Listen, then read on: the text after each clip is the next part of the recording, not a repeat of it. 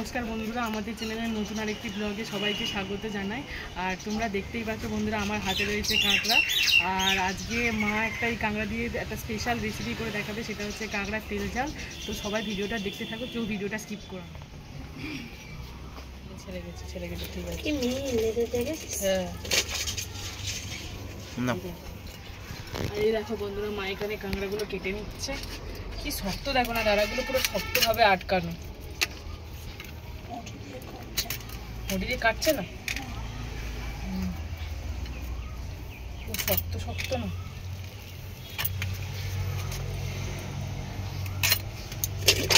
অনেক হয়েছে, এদিকে কেটে কেটে রাখছে, এদিকে কেটে রাখছে, আর বাড়িতে অনেক রয়েছে।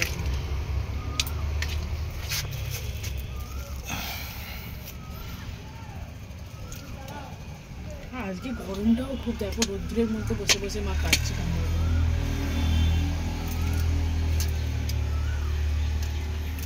ক্যাংড়াগুলো আমি ভালো করে ধুয়ে নিয়েছি, কেটে ধুয়ে নিয়েছি। এবার এগুলো কড়াই দিয়ে ভাজবো, তো ওই জন্য এগুলোকে নুন হলুদ মাখিয়ে নেবো আগে।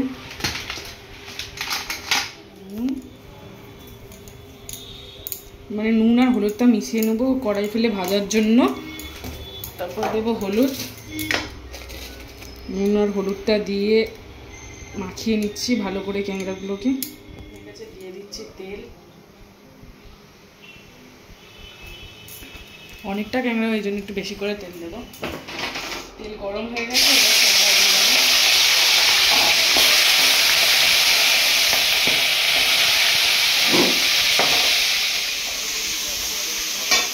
ভাবছিলাম মা রান্না করে, কিন্তু মা বলেছিল মা একটু শরীরটা খারাপ, তাই আমি রান্না করছি আজকে। আর এটা বন্ধুরা, আগে ক্যাংড়ার যে বডিগুলো, সেই বডির স্ট্রাকচারগুলো আগে দিয়েছি, তারপরে ওই যে যে ডাঁড়াগুলো আছে সেগুলো ভেজে নেব। বন্ধুরা এবার ক্যাংড়াগুলো লাল লাল করে ভেজে তুলে নিয়েছি। এরপরে রেসিপিটা দেখতে থাকো। দেখবে আসো ক্যাংড়া ভাজতে কী কী লাগছে। আমরা নিয়ে নিয়েছি পেঁয়াজ, টমেটো, লঙ্কা, আর এদিকে আমরা ক্যাংড়াগুলো ভেজে নিয়েছি নুন হলুদ দিয়ে। আর এটা রয়েছে বেগুন আর আলু, আর এটা রয়েছে আদা রসুন বাটা, আর এটা সানরাইজ গরম মশলা যেটা, ওইটা। আর যা যা লাগে সেগুলো তোমাদের ভিডিওর মাধ্যমে দেখিয়ে দিচ্ছি যে কী কী লাগছে, তোমরা দেখতে থাকো ভিডিওটা। ওই যে তেলে মাছ রয়েছে সেই তেলেই দিয়ে দেবো পেঁয়াজ, একটু করে পেঁয়াজ দেবো।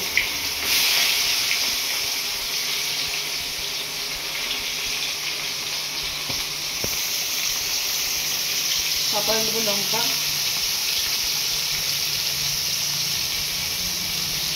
দিয়ে লাল লাল করে ভাজবো। এখন হলুদ, 1.5 চামচ হলুদ দেবো, আর দেবো নুন,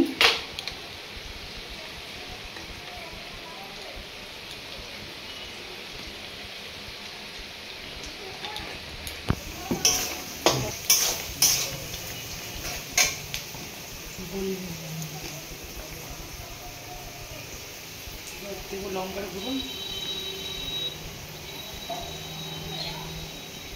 যেহেতু তেল ঝাল করে বলেছি, তো একটু ঝালটা বেশি দেবো।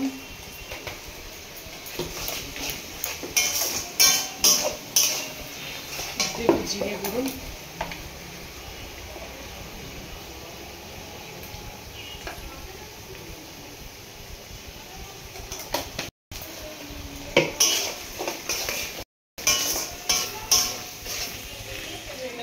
তেল ছাড়তে শুরু করেছে, পেঁয়াজ থেকেও তেল ছাড়তে শুরু করেছে।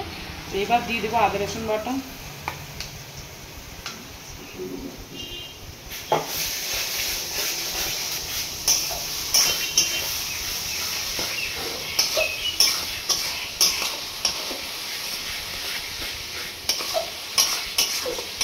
এবার হচ্ছে এটা আর একটু তেল ছাড়তে শুরু করেছে। আর সবাই টমেটো প্রথমে দেয়, তো আমি টমেটো দিই লাস্টে যখন সব মশলা মিশে যায় আমি তারপরে টমেটোটা দিই। এবার টমেটো দিয়ে দেবো,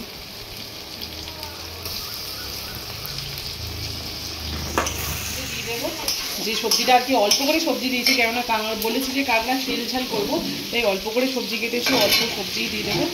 আলু আর বেগুনটা দিয়ে দিলাম। এবার যে মশলাটা কষিয়েছিলাম, মশলাটা কষিয়ে এবার ওই কষা মশলাতে আলু আর বেগুনটা দিয়ে দিলাম। এবার সেটা দিয়েই কষাতে থাকবো কিছুক্ষণ। আর ওই মশলাটা কষাতে আমার টাইম লেগেছে ওই 5 মিনিটও লাগেনি, ওই 2 থেকে 3 মিনিট টাইম লেগেছে। আর তারপরে আমি এই আবার আলু আর বেগুনটা দিয়ে আবার কষাচ্ছি। এটা দিয়ে কিছুক্ষণ কষানোর পরে তারপরে দিয়ে দেবো কাঁকড়াগুলো। আমি মশলাটা আর আলুটা দিয়ে কষাতে থাকি, আর তোমরা পরে যে এগুলো দিতে চলেছি, পরে যে মশলাগুলো দিতে চলেছি তোমরা ভিডিওটা দেখতে পাবে যে কীরকমভাবে রান্নাটা করতে দেবো। কিন্তু রান্না ঠিক রেখেছি। বন্ধুরা দেখো আমার এখন মশলা কষানো হয়ে গেছে, প্রায় কমপ্লিট বলতে। এবার দিয়ে দেবো কাঁকড়াগুলো।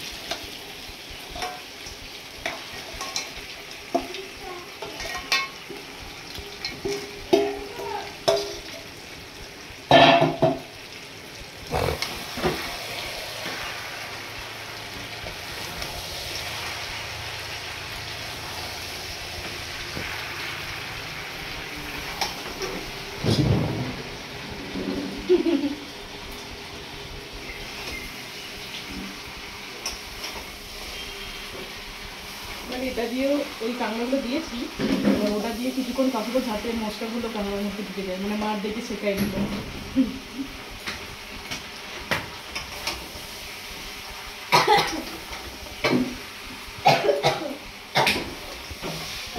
এখন হচ্ছে তোমার কাঁকড়ার যে সবজিগুলো দিয়ে কষানো হয়ে গেছে, তো এবার জল দিয়ে দেবো।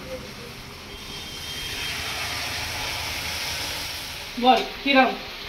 ভালো ভালো কিরম খেয়ে বেরোচ্ছে?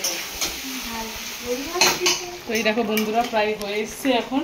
তো এবার আর একটুখানি জলটা ফোটাবো, কারণ একটুখানি কষা কষা না করলে গরম ভাতের সাথে ঠিক ভালো লাগে।